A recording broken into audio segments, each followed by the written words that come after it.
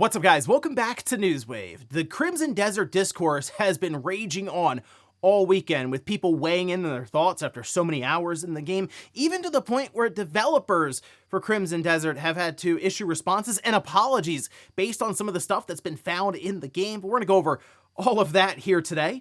Also, we are going to be talking about the Switch 2 and a certain game keycard release that's now actually been canceled, which brought about some celebration, but also some questions as to future releases and how some of these collector's editions will be handled. And we got some information on canceled games from within Firesprite over at Sony, and one in particular caught a lot of headlines because it was breaking trends and was just outright bad. So all of that and more. Guys, if you enjoy these videos, make sure you hit that like button, helps out a ton. And if you're new here to the Spawn Wave channel, make sure you subscribe down below. Guys, we're every weekday morning, 8 a.m. Eastern time, going over the world of gaming, keeping you up to date with the news. So even if you don't get a notification for a video, just know there's probably one here for you to check out each morning.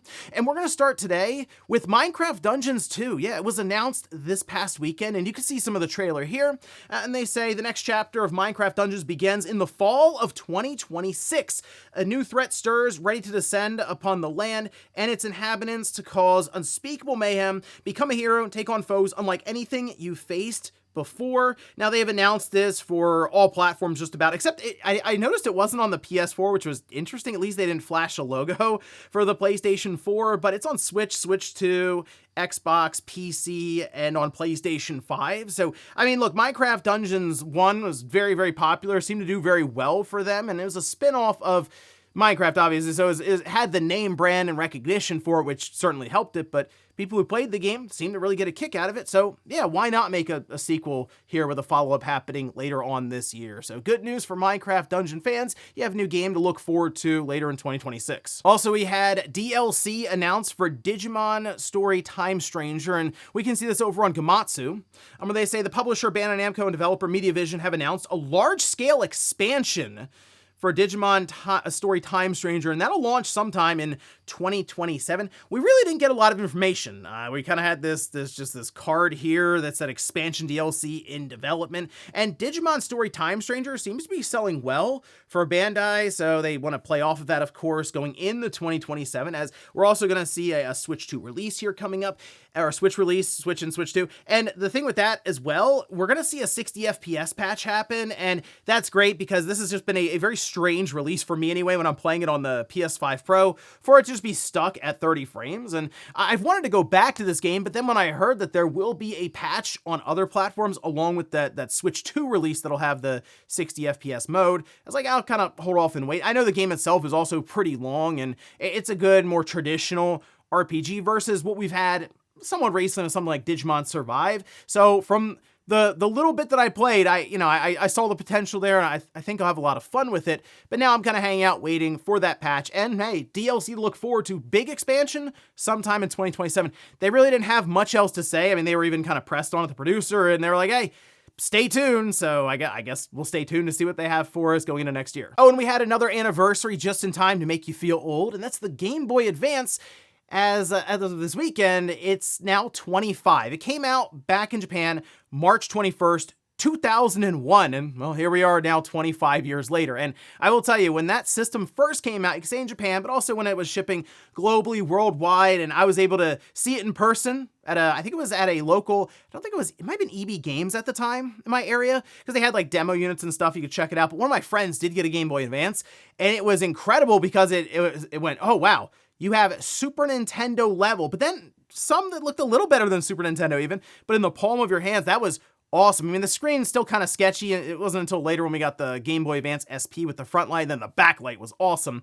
But man, what a system, what a handheld. And then it went into the DS, and I mean, Nintendo just exploded up from there. But Game Boy Advance, legendary system, now 25, just in time to make you feel just that much older. And guys, with some of the quick news out of the way, let's get into the bigger stuff. Let's start right away with Crimson Desert, which has absolutely taken over social media and headlines over the past few days. Now, ahead of the weekend, they did announce, Pearl Abyss, that Crimson Desert has now sold 2 million copies. And that was before the weekend kicked off, when many people, I'm sure, who have time to play some games maybe went out and picked it up. And if you look on Steam, it nearly hit 250,000 concurrent players. So I do think we'll hear an updated sales number maybe at some point this week. That is, yes, maybe I'm thinking maybe 3 or 4 million copies. This game is going to sell well, I think, in the long run, because it does appear that Pearl Abyss is also very committed to patching this game based on community feedback. The controls being a big one. Apparently, they're going to do something there. Maybe just let people remap controls, but there's so many mechanics that rely on certain button combinations. I think it's even going to be difficult there to figure all of that out. But I guess just allowing the freedom is at least a step in the right direction, just to change buttons. He might not even use all the mechanics that this game has to offer. So if you can just change buttons around how you want for the few that you mostly focus on, that would at least make the experience just better overall. But aside from that, there are some other bugs and issues for the open world game of this size that they are looking into. But one thing that apparently they have to look into and figure out, because it goes completely against Valve's own set of rules for Steam, has to do with certain assets that have been discovered in the game. Now, we can see this. This is over on Reddit, where, the community started to notice some interesting looking paintings, where they say it's weird because it looks like AI art from a few years ago, and when zooming in, it looks pretty bad. I mean, like, one of the horses is just, their legs are all wrong. The faces for the different people look like, I don't know, blobs or potatoes or something. It's not great. Like, now, AI art, opinions and stuff on it, it's much more accurate if you say, hey, make a horse or make this kind of a scene. It wouldn't look like this now. It would have, yes, 3 years ago or so, like when it was first getting going, you would have had all kinds of like ridiculous looking figures and horses and all kinds of stuff in the image. So people were really confused about this. They said, what is going on here? Because as they were going along, they were finding more and more examples of just artwork, paintings, all kinds of images in the game that looked off and seemed to just scream like generative AI that's not even good, like bad generative AI. Well, we got a response here for Crimson Desert where they say, following reports of our community, we have identified that some of these assets were unintentionally included in the final release. This is not in line with our internal standards, and we take full responsibility for it. We also acknowledge that we should have clearly disclosed our use of AI. While these tools were primarily used during early production, with the expectation that these assets would be replaced prior to release, we recognize that this does not excuse the lack of transparency. We sincerely apologize for these oversights. We are currently conducting a comprehensive audit of all in-game assets and are taking steps to replace any affected content. Updated assets will be rolled out in upcoming patches. So this is a similar situation that hit Claire Obscure Expedition 33, where people noticed different images, and I think it was like posters that were hanging up that were AI-generated art. And what happened was they ended up patching that out. Sandfall. They ended up patching out all those images that were discovered. So in a way, I mean, this is kind of just playing into that same strategy of like, hey, we didn't notice it because the world is big, or there was a lot in development, or we didn't have as many people, say if you're Claire Obscure's developers, working on the game. So, you guys found it. We're going to go ahead and fix that up right now. It's like, instead of pleading the 5th, you're pleading the 33rd. That should be the new thing now. If you get caught with generative AI images in your game and you go, oh, they noticed that. Okay, now let's go ahead and replace it. I mean, that's kind of the way people are looking at this now. It's like, oh, you got caught, so yeah, you're going to go back and replace the images that you missed. So now people are looking at the game more of a side eye, going through a lot of it like, okay, these images were AI generated. What else in the game could have been AI generated? How much AI did they use? And that's just the cascading effect that happens when these kind of things are found. I will say from my stance, I didn't notice these images. Clearly, none of the reviewers noticed these images. And this is what happens when you put out a big open world game like this that has so many different things pulling your attention. You have someone eventually come across it, but unless it's like, so if let's say you're going through a quest and it's like a mandatory one and it's right there, boom, like in your face, you can't miss it, then obviously it's going to be something that comes up immediately and is a bigger issue. This being something that's off to the side, raises eyebrows, but isn't necessarily something that is calling your attention at all times. So yeah, you have an open world game that is this massive. you let the internet just kind of comb through it, and eventually you'll come across these things. And hey, the game is so large, I have a feeling the internet's probably gonna find more stuff, so get ready for that discourse when that inevitably happens. But for now, I guess we'll see what patches they have in store, because they are like rapid fire with some of these things, and wouldn't shock me if we have a couple more patches in the next week, so stay tuned for that. Next up, let's talk about a game keycard release that has now been canceled and drew all kinds of reactions online from it. Now, we can see this is over on VGP, or Video Game Plus's account here, saying Starbites Nintendo Switch 2 game keycard has been canceled. We'll be reaching out to all customers who pre-ordered soon. The PS5 and Switch versions are still being released on May 21st, 2026. And to my understanding, this was according to RPG site, the Switch 2 release will be a Nintendo Switch 2 edition with a $5 upgrade path for the Switch version, which does mean that you still have to download the Switch 2 upgrade, so it's kind of still a game keycard. I mean, look, you get the Switch 1 version and then also the Switch 2 version for $5 more, so there's that. Here's the thing, all right? So people are going back and forth. They're like, oh, well, that's one less option technically for consumers, because they're right in that you can resell the game keycard. You can trade in the game keycard. There is physical, tangible value if you have a game keycard versus if you buy it digitally and have it on your account. Yes, it can be more convenient because you're not changing out cartridges, but you also can't resell your digital copy of the game. So in that sense, I get it. It's actually better to have the game keycard than not at all. Also because there is something to having a retail presence when it comes to there being some kind of, you could say almost internal competition for a digital platform like Nintendo has with their eShop and retailers selling the game physically. There's at least checks and balances of, oh wow, the digital version has never gone on sale, but oh look, Walmart decided to take 50% off for whatever reason, some kind of sale they're running, so the game has actually been cheaper than its initial like MSRP. Now, with that said, I actually think this is a good example of the market telling the publisher what it wants, in that this was more for a collector's edition or a deluxe edition that's just inherently more expensive than the retail version. So this Starbites game is $50, okay? You get it physically if you want off Amazon. And if you want the deluxe edition, it's $90 from what I was seeing.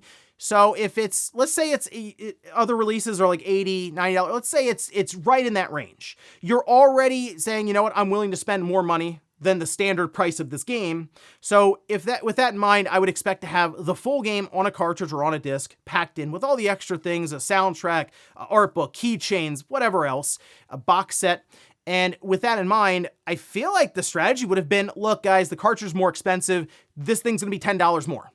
I think people who have already committed to the idea of it being more expensive anyway, and they want everything on the cartridge, it would have been a better strategy or outcome than just canceling it and moving on. Like, I do think people are willing to spend more money when it comes to the collector's editions for everything on the cartridge versus sure the retail version that shows up and they go, nah, it's $80 guys, because it's you know, it's a Switch 2 cartridge.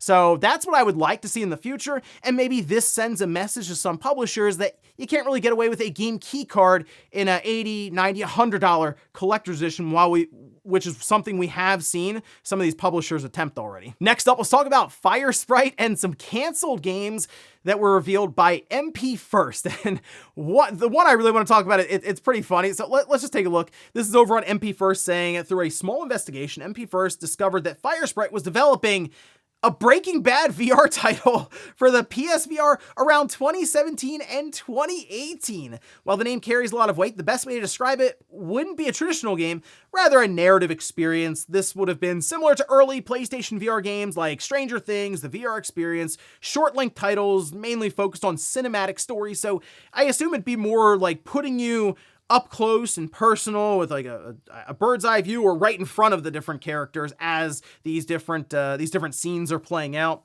And it's just, it's so strange. I mean, look, it probably would have done at least something. The Breaking Bad branding is very popular, right? Especially around 2017, 2018. Whew, they would have moved some copies, surely.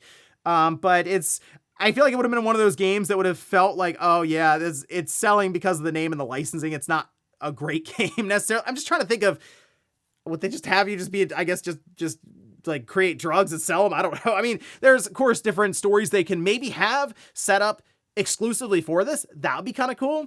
I'm just trying to envision how that really would have played out. like with the game itself. Now, there's also a new sci-fi horror IP that was like Dead Space that was canceled. They do currently have multiple games in the works. So when you hear about a studio, like Firesprite here, having all these games canceled, there is concern, especially with Sony being involved, as we've seen, where if a studio can't figure out what they are going to make after several pitches being denied or games getting canceled, you're Blue Point, you get shut down. That just happens. But Firesprite, while they have had games canceled, they do also have multiple games in the works at this time. I mean, sure, they could have them canceled, and then Firesprite's gone 6 months from now or something.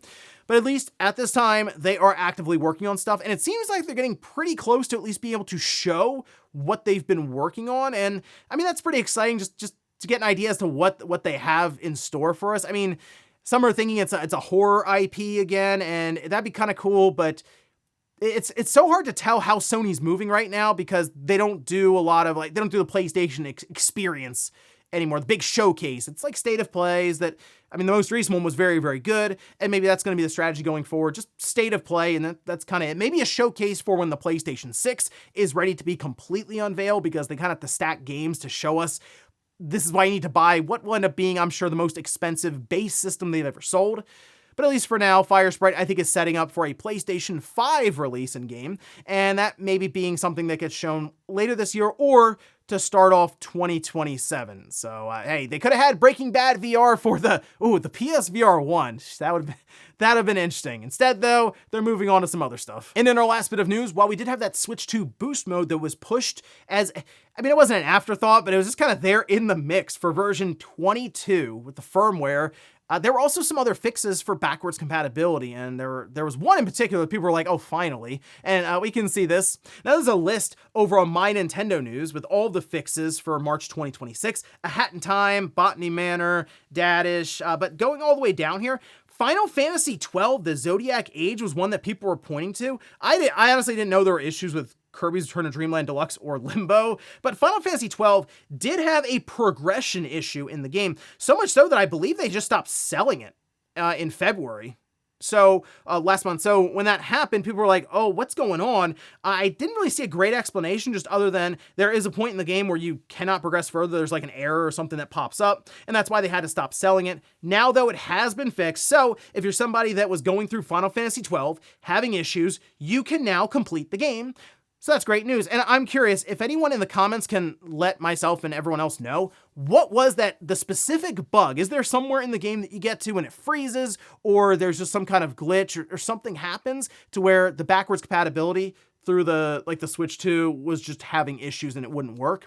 Also, I'm curious now, how does it look? Because you could play docked mode and handheld, and just for something like Final Fantasy 12, I know it's technically based on a PS2 game, but I remember looking kind of blurry there on the Switch 1 in handheld mode, and that isn't going to translate great over to Switch 2 in handheld mode. But good news there again for Final Fantasy fans, and of course, people who have any of these other games that were having issues. They've all been resolved. I'll have a link down below in the sources if you want to go through and just double check to see if any of the games you're having issues with are on the list. And before we go to the comment of the day, we'll take a look at the poll that I posted up yesterday, where I ask, of these April game releases, which one are you most interested in? And I did ask people to leave a comment for your game. There is one, and this was a toss-up, I'm going to tell you now. It was either Replaced or Mouse PI for Hire, and that's the one I saw in the comments a lot. I was like between the two of them, and I went with Replaced, but I mean, Mouse PI for Hire, if I could have 5 options like I used to be able to YouTube, don't know what happened there. It would have been in there. Anyway, we have leading the way, Pragmata, 52%. Capcom, rolling along, guys, I'm telling you. We have Tomodachi Life, Living the Dream,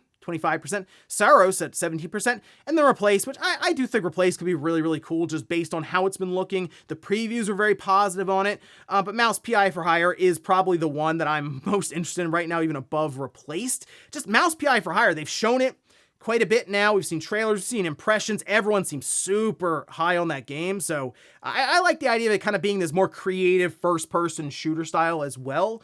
So the only thing I'd be somewhat concerned about is the gameplay loop, if it feels somewhat basic and it's really just leaning in on the visual, the art style itself. So otherwise, though, yeah, Pragmata, it's up there along with Saros. It's gonna be a really fun April, I think. I'm not a big Tomodachi Life person, but hey, it's a game that sold really well on the 3DS. There are clearly a lot of fans for it, so I think we're gonna have a lot of fun this April. And we'll finish up with the comment of the day, as you're seeing here.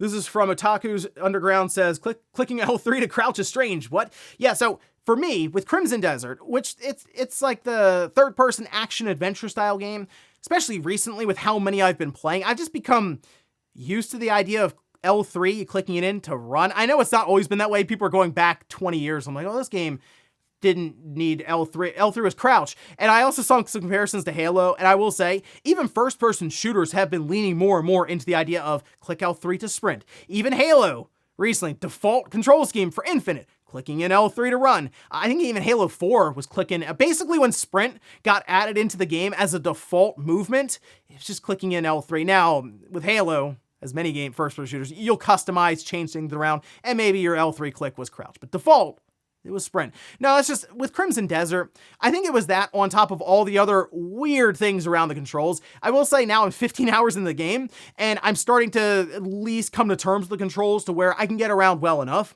I think there's still a delay to button presses, especially when you're attacking. Rather than have to tap it, I have to kind of tap, hold for a second, then let go, and then it sort of registers the hits. So I don't know if there is significant, we'll say, input delay for some of these controls. I would be curious if people can measure it, because I feel like it's there. Even in performance mode or higher frame rates, it's almost like feels just, it's built into the game. But yeah, clicking L3, to me, is sprint. It's not crouch. Click R3.